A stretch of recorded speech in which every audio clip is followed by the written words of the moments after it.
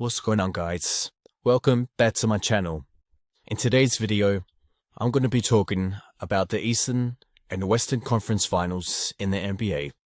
But before we start, make sure to like the video and subscribe if you haven't already. The first series up is between the first seed Oklahoma City Thunder and the sixth seed Minnesota Timberwolves. The Thunder won in 5 games, but it wasn't really a close series. The Thunder have way too much firepower for the Timberwolves to compete with. Shai Gilgeous-Alexander had his usual series where he scored 31 points, grabbed 5 rebounds, and dished out 8 assists a game, on 45% from the field and 31% from free, including a 40-point performance in Game 4 and 2 38-point games, one in Game 2 and the other in the closeout game, Game 5. He also had a double-double in Game 4, where not only did he have 40 points, but he also dished out 10 assists. Jalen Williams had a better series this time round, where he averaged 22 points, 6.5 rebounds, and 4 assists on 44% from the field, and a very impressive 46% from free. Again, his defense in this series was superb. He made Julius Randle's life hell in this series. Chet Holmgren also had a better series offensively, where he averaged 18 points, 6 rebounds, and 1.6 blocks on 56% from the field and 38% from free. Yes, his rebounds went down massively, and it'll be helpful if he can grab more, but they still won, so I guess it doesn't really matter. And his defense was still spectacular.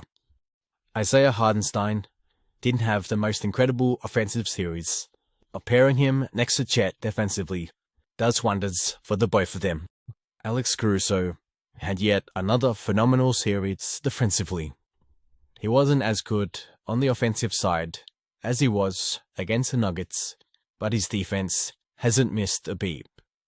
Lu Dort was pretty disappointing when it came to his offense, but his defense up against Anthony Edwards was incredible.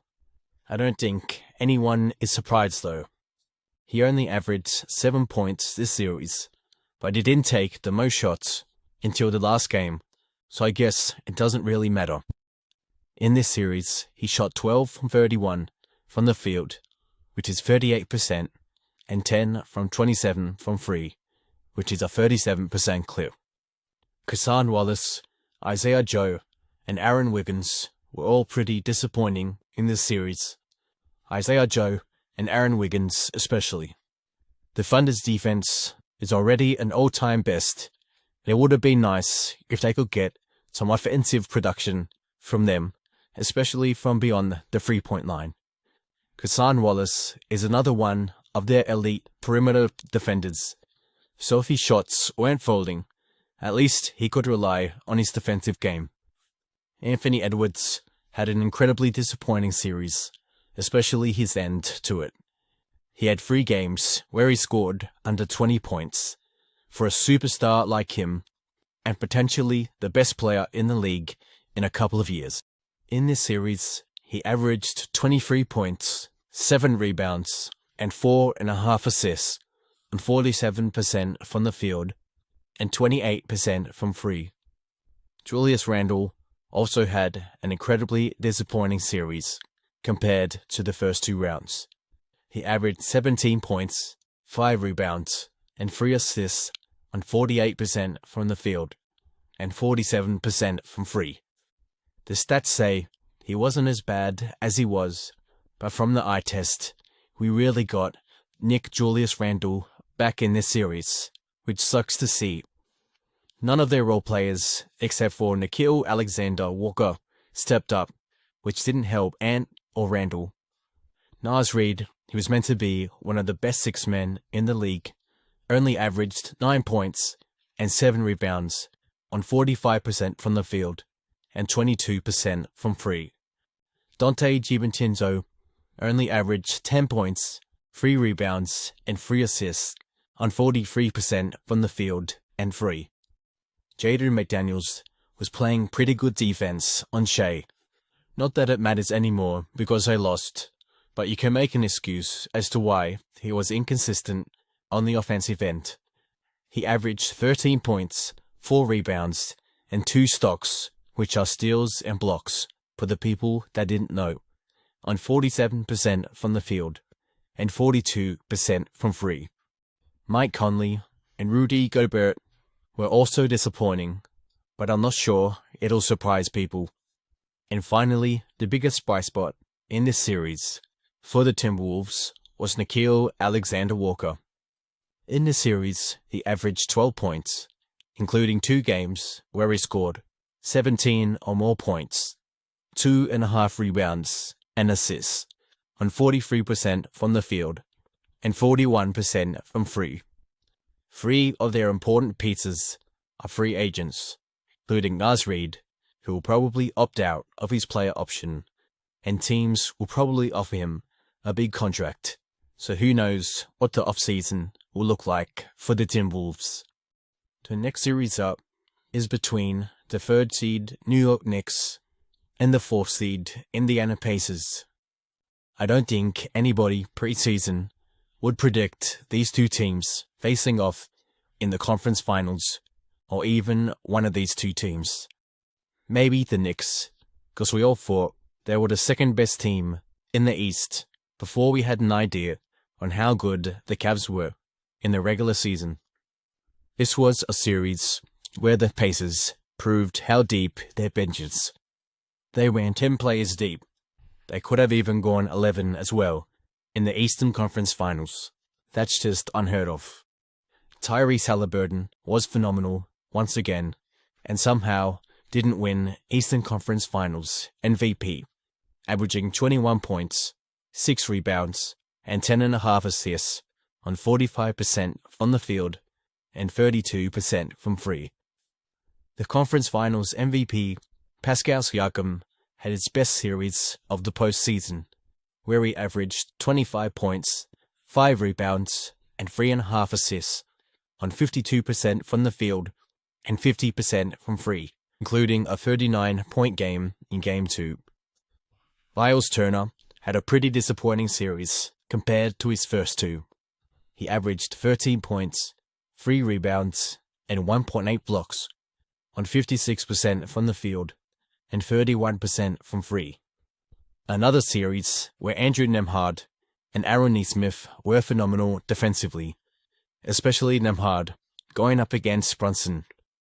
Not only was he locking him up, but he was also averaging 9 points, 3 rebounds, 3.5 assists, and 2 steals on 43% from the field and 42% from free. Aaron Nesmith also had an electric series, especially in Game 1 and the last couple of games after suffering an ankle injury. He averaged 13 points and 4 rebounds on 47% from the field and 53% from free. How good was he in Game 1? It may be a hot take, but I'm not sure if the Pacers would have won this series had Nesmith not exploded for 20 points and hit 6 big threes in the fourth quarter alone to rally the Pacers' comeback win in Game 1. Benedict Mathurin started off very rough, but he strung to get up 2 games in a row where he scored 20 points. In the series, he averaged 9 points and 3 rebounds on 50% from the field and 28% from free. Other than him, the rest of their role players were great. Obi Toppin, TJ McConnell, Ben Shepherd, and Thomas Bryant were all great. Jalen Brunson had a pretty good series until the last game, where he averaged 30 points, 2.5 rebounds, and 5 assists on 50% from the field and 34% from free. He had a great game in Game 1, where he scored 43 points, but unfortunately it was in the game where they choked a 20-point lead to lose in overtime, and he did have a bunch of turnovers. He averaged 4 a game and had a game where he committed 7 turnovers. He was shaky defensively too, but he is 6'2", so there's not a ton you can do when everyone just shoots over you. But moving on to someone who should be as bad as he is, on the defensive end, Karl Anthony Towns. He didn't have a bad series offensively, where he averaged just under 25 points and 12 rebounds, on 50% from the field and 36% from free. But his defense was just horrible. They would pick on him nearly every possession he was on the floor, and are very successful when they did. Whenever it was on switches or drop coverage, OG Anunoby had an up and down series. He was tasked with the assignment on the taller and stronger Pascal Siakam, and he didn't have the most success.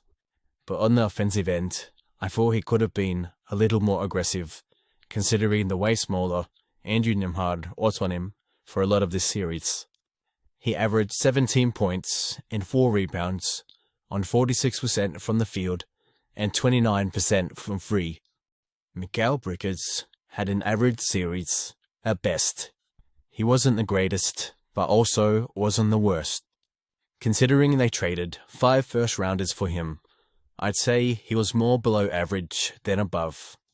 He averaged 16 points, 3 rebounds, and 3 assists, on 46% from the field and 35% from free. They finally got some production from their bench, and they couldn't capitalize from it. I could see them making changes this offseason, but I would stay put if I was a GM. I'd be offering Cam Payne, Delon Wright, and Landry Shamet extensions and run it back next season, even with Tom Thibodeau. That's going to end this video. If you enjoyed it, make sure to like and subscribe if you haven't already.